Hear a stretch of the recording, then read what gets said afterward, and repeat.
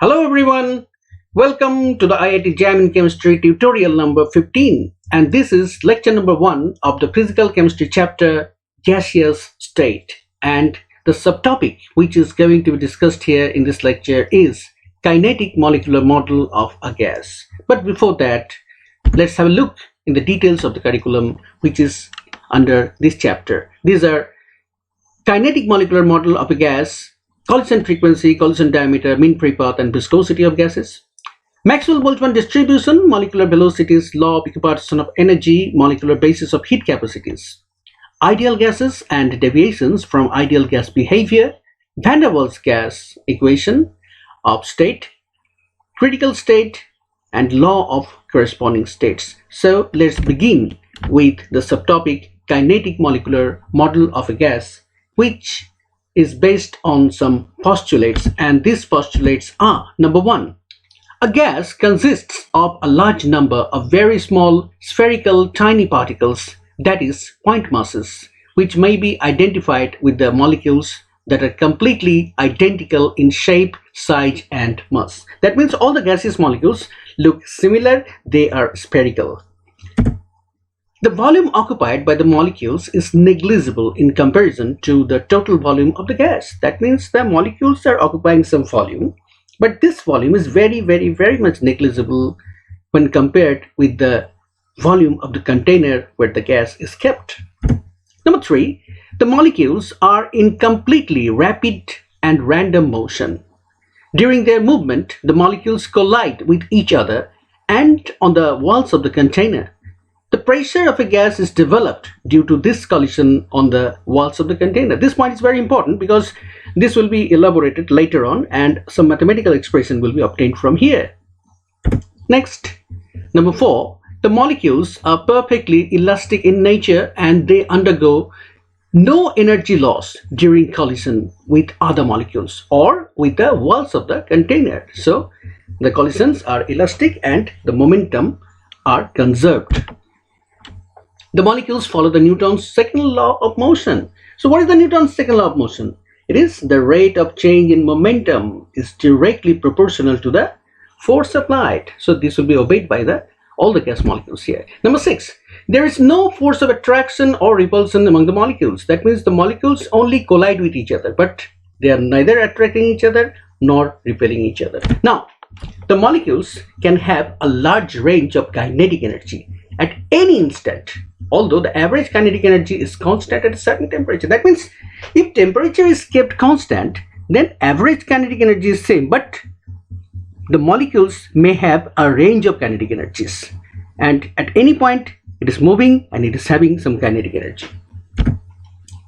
Number 8, the average kinetic energy is directly proportional to the absolute temperature of the gas. That means this is actually a consequence of this point number 7.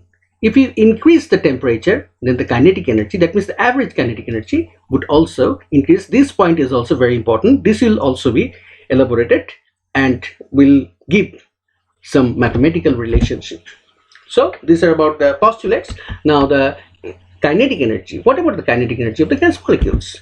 So if the mass of each of the gas molecules is m, then the average kinetic energy epsilon of the molecules, average kinetic energy is denoted as epsilon. Okay, this epsilon has the expression half mc square bar. This is equation number 1. So what about this c bar? This c bar is nothing but the root mean square velocity, or in short, the RMS velocity. The kinetic energy of the individual molecules with the velocities. Suppose we have a lot of molecules. We have a set of molecules. Some molecules have velocity c1, some c2, some c3. Okay, so the molecules which have velocity c1 have kinetic energy epsilon 1, and this has the expression half mc1 square. So for the molecules which have velocity c2, they have kinetic energy epsilon 2, which is nothing but half mc2 square. Similarly for c3 also, respectively. If n1 number of molecules having velocity c1, now so this c1 velocity is actually having by n1 number of molecules. Okay, n1 number of molecules is having the velocity c1. Similarly, n2 number of molecules are having the velocity c2, n3 number of molecules are velocity c3, and so on. This way, the kinetic energy of each set of molecules. That means n1 number of molecules is forming one set, and this set of molecules have the kinetic energy. What is the kinetic energy? Now, each one has epsilon 1, then n1 would have n1 into epsilon 1. So n1 must be multiplied with half mc square, mc1 square. Similarly for n2 epsilon 2, it is n2 into half mc2 square, and so on. And this way the total kinetic energy will be obtained. How? Now if we add this one with this one with this one and so on. So this is the addition, and this can also be written as the average kinetic energy multiplied by the total number of molecules, which is capital letter N here. So capital letter N epsilon is equal to n1 epsilon 1 plus n2 epsilon 2 plus n3 epsilon 3 and so on. Now if this epsilon 1, epsilon 2, epsilon 3 etc. are expressed in terms of half mc squared, then this expression becomes in the right hand side n1 half mc1 square and so on. And this, if this n is taken to the denominator of the right hand side, then epsilon is left behind alone. That means we get the expression of epsilon, average kinetic energy of each molecule. So the molecular average kinetic energy is this one, n1 half mc1 square plus n2 half mc2 square and so on, divided by the overall number of the molecules of the gas.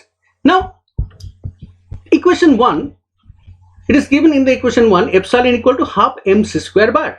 So here we can write half mc square bar instead of this one, and here in the right hand side you can take half m as common, and if you take half m as common, then in the numerator it remains n1 c1 square, n2 c2 square, n3 c2 square, and in the denominator only n, capital N, remains there, like this.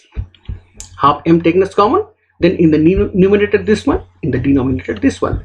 This half m would be cancelled by this half m, so we get the expression of c square bar, and thus we get the expression of c bar, which is actually the root over of this overall expression, and this is nothing but the root mean square velocity. That means you are taking the square, so it is square, then taking the mean of the squares, then it is mean square, and if you take the root of the overall mean square, then it becomes root mean square, that is the RMS velocity. This is equation number 2.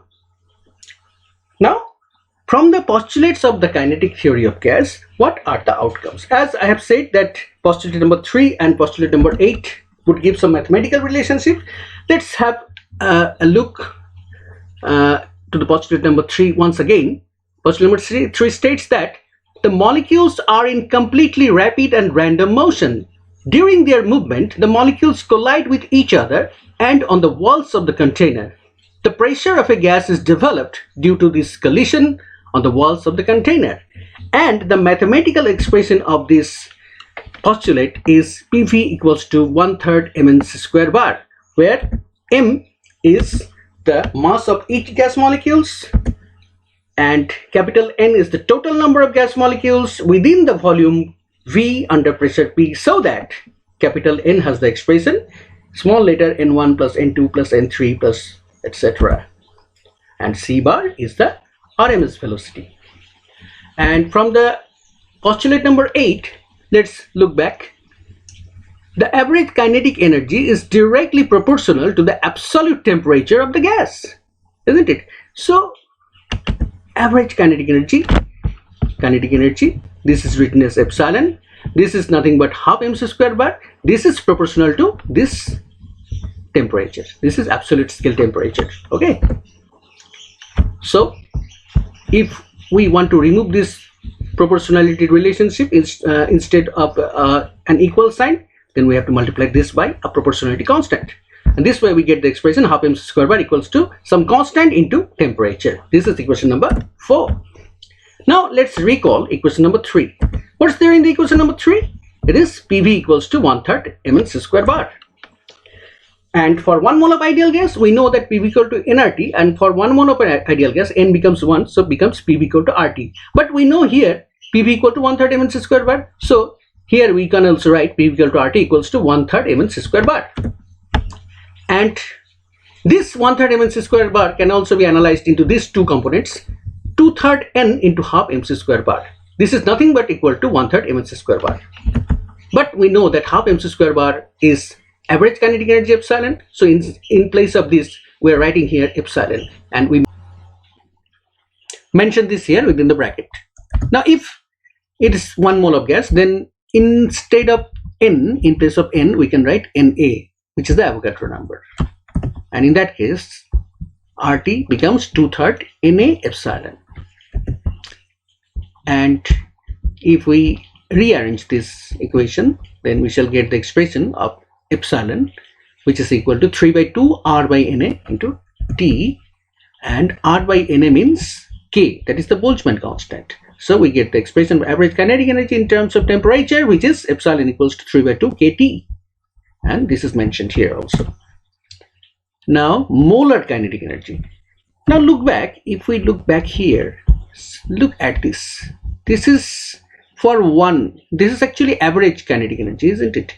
And this is the total number of molecules. So this product is actually the total energy, and this is E, and this E is 3/2 RT from this equation. If RT equal to 2/3 E, then E equals to 3/2 RT. So we are going to get this relationship here.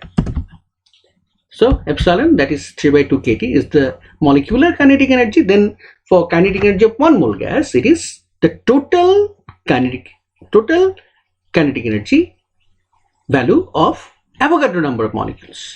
Therefore this total energy is epsilon into Avogadro number. Okay, now in place of epsilon we can write this previous equation, 3/2 kT, and when K is merged with Na, then it becomes R, so E becomes 3/2 RT. Thus we get equation number 6. So this is about the relationship of total energy as a function of temperature. Now we have already this equation in hand, PV equal to RT equal to 1/3 mNA c square bar, but that is actually for 1 mole of gas. And then on rearranging this equation with these two parts, this middle part and the right hand part, then we get this relationship, c square bar equal to 3 RT by small letter Na.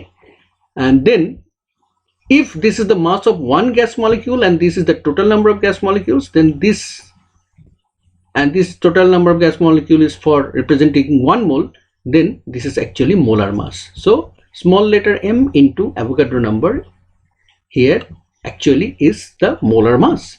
So it is 3R2 by m. Now if R is divided by capital M, then no, not that. If R is divided by Na, then it becomes K.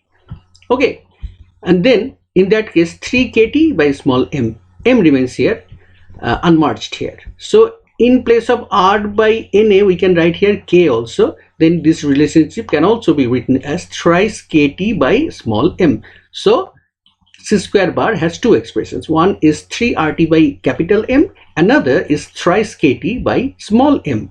Therefore the expression of C bar, and we are mentioning this here also, and the expression of C bar is root over thrice RT by capital M or root over thrice kT by small m, and this is equation number 7. Now average velocity. Think one thing, that if the velocity are added together, then the resultant velocity is 0, because velocity is a vector quantity. And if we consider the direction, then from the plus direction and minus direction, the overall velocity, that is the resultant vector of all the velocity vectors, would become 0. So we cannot add them if the direction is considered. But if the direction is not considered, then the modulus of each velocity can be taken. In that case, the negative directions also become positive. In that case, we can take the average like this, and this relationship from equation number 8 is the expression of average velocity, which is denoted as Ca. And in terms of temperature and molar or molecular mass, Ca has two expressions. One is 8 RT by pi m within the root over, another is root over 8 kT by pi small m. This is equation number 9, and roughly Crms is greater than Ca. That is, RMS velocity is greater than average velocity, and it is 1.0855 times greater than Ca. So that's all about this subtopic, kinetic molecular model. And now let's discuss some questions here. So this is the first question. This came in IIT-JAM 2009, and the question was: consider two identical containers, one with 1 mole of hydrogen and other with 1 mole of helium. If the RMS velocities of the two gases are same, then what is the ratio of their temperatures? So we have to start from the expression of C bar, that is RMS velocity, which is root over thrice RT by capital M. And for hydrogen, this value of M is 2, and that of for that of helium it is 4. And let's assume that the temperatures for hydrogen it is T1 and for helium it is T2.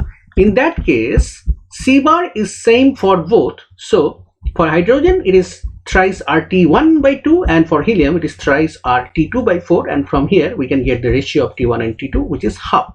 So option A is the correct answer. Now move on to the second question.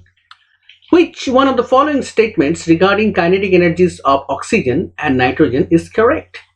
So whether that of oxygen is greater than nitrogen, oxygen is less than that of nitrogen, or kinetic energy of oxygen is very much less than that of nitrogen, or both are same. And remember the 8th postulate, it is dependent only on temperature and no other factor. So kinetic energy has the expression E equals to 3 by 2 RT, and this is probably question number 6 in this lecture, and this is the function of temperature only and does not depend on molar mass, hence they are equal. Therefore option D is the correct answer. Now question number 3. According to the kinetic theory of gases, the ratio of RMS velocities of molecular oxygen, molecular hydrogen at 300 Kelvin is what? This came in IIT-JAM in 2019, and the answer is, let's start with the expression of C bar, that is nothing but root over thrice RT by capital M. Therefore for oxygen it is thrice RT by 32 and root over, and for hydrogen it is root over thrice RT by 2, and the ratio is 1:4. So the correct answer is option C. Question number 4. If the RMS speed of hydrogen gas, sometimes speed term is also used instead of velocity.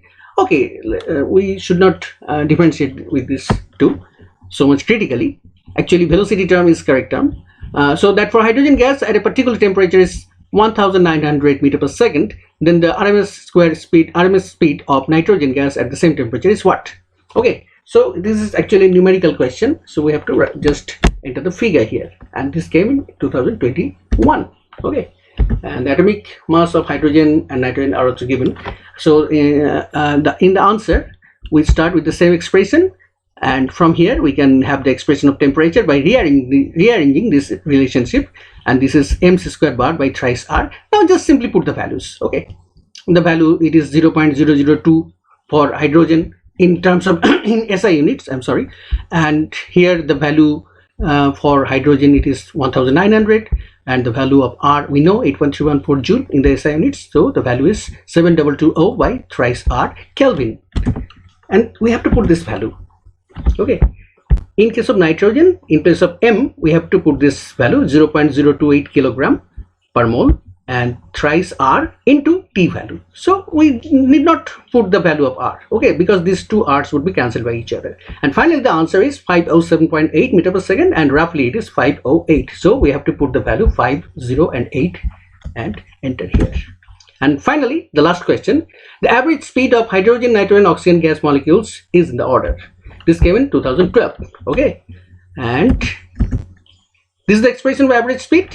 So look, average speed is inversely proportional to the square root of molar mass. Therefore it's very simple.